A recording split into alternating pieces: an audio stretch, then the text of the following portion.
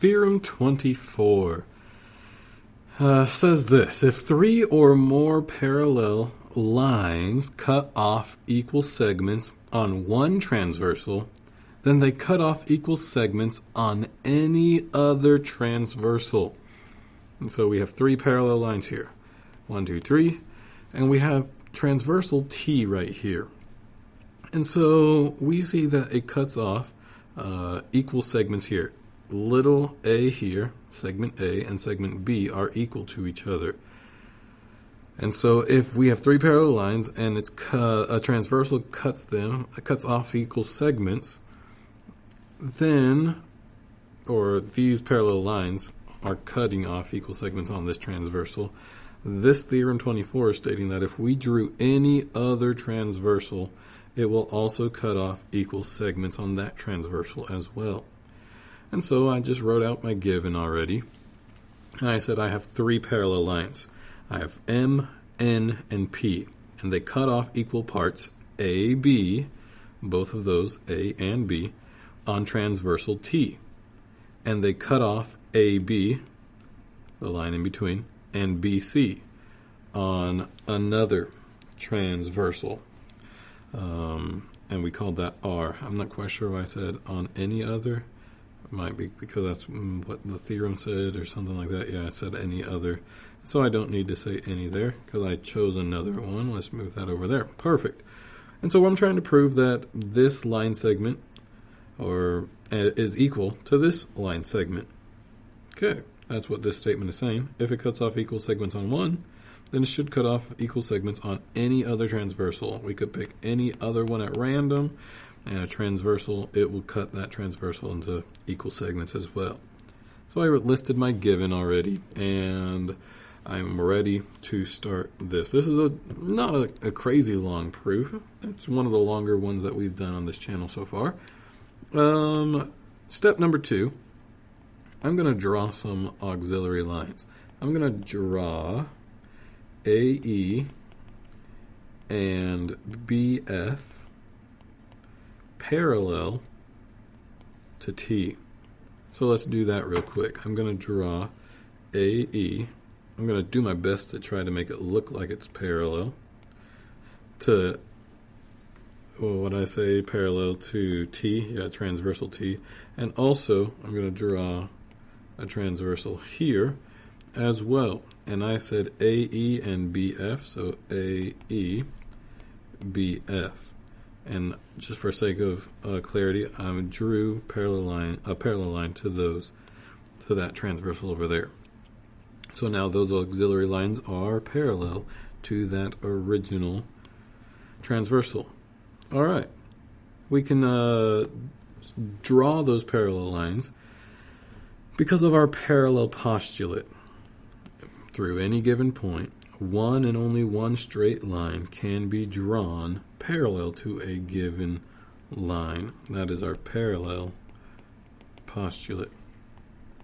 Number 3, AE is parallel to BF. So I'm stating that this AE is parallel to BF. Why is that? Well, they're both parallel to the same line. They're both parallel to transversal T, to the line segment T, and so they're parallel to each other.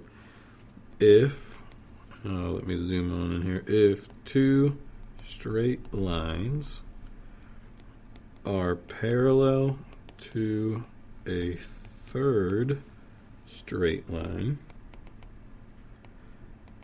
they are parallel to each other. All right. Number 4. I'm going to say that, well, first of all, let's label some angles here. Let's zoom on in. 1, 2, 3, 4, 5, 6.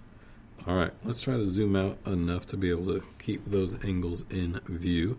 I'm going to say that angle 1 is equal to angle 2, and angle 5 is equal to angle 6. Let's point it out. Angle 1 equal to angle 2. Angle 5 equal to angle 6. we have parallel lines, and 1 and 2 are corresponding angles in these of these parallel lines. 5 and 6 are also corresponding angles, both above the parallel lines and on the same side of the transversal. So those both pairs are corresponding angles to each other. And so we have learned, let's go number 4 here, if two parallel lines are cut by a transversal, the corresponding angles are equal. Number 5, I'm going to say that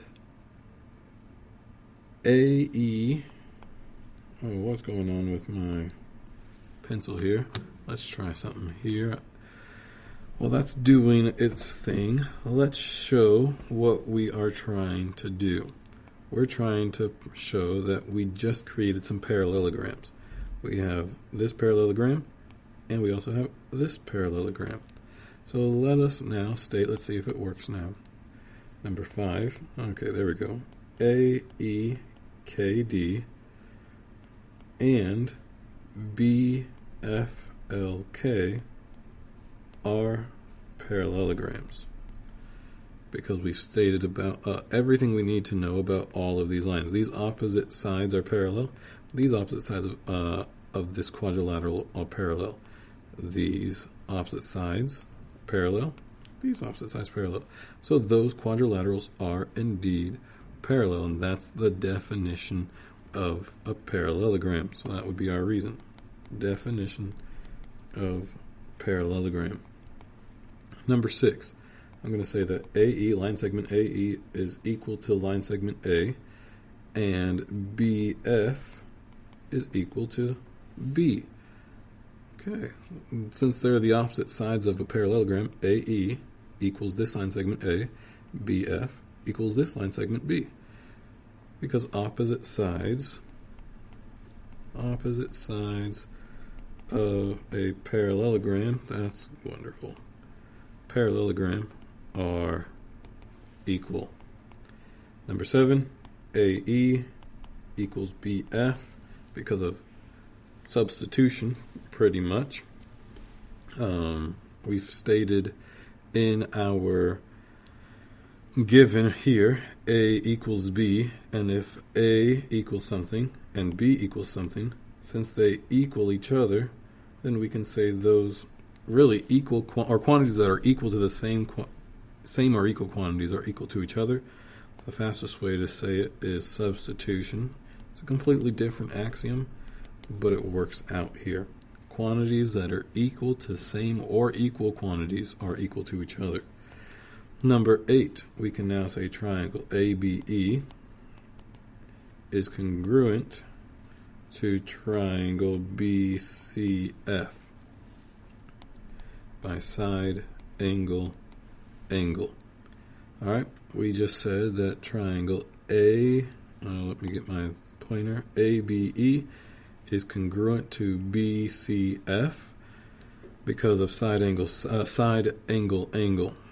We've stated that this is equal to that, this is equal to that, and this is equal to that, side angle, angle. Why is that important? Because now if we show that those triangles are congruent, then their corresponding parts are congruent as well. Now we can say AB equals BC. AB equals BC because of CPCTE. Number 9, AB equals BC because of corresponding parts of congruent triangles are equal. Theorem 24, if 3 or more parallel lines cut off equal segments on one transversal, they cut off equal segments on any other transversal that you can draw through them.